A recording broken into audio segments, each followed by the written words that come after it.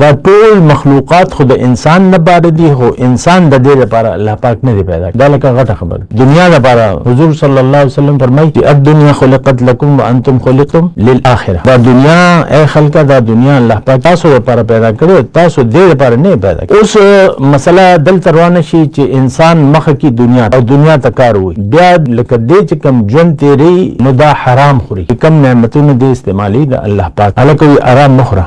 نو موږ دا حرام معنا لکه محدود کړی ده. ټیک دا غم به حرام وي چې پر پردي حق خوري یا څه. کم سړی چې دنیا ته مخه کی دا یو خبره نه، او دنیا ګټه ته کار وي. اوس دا الله نعمتونه د باندې حراميږي، دا ژوند د باندې حرام دی، دې تیری خدا حرام ژوند تیری. ولې چې دغه د الله منشا پورا نه کړ. پکار دا چې دا الله ته مخه کړي، الله لپاره ژوند تیر کړي، د دنیا ګټه ته مخه کړه، دنیا ته مخه. دا زه، دا مې ښځه، دا مې بچي، او دا مې نوکري، او دا مې کاروبار، او دا زما جایداد.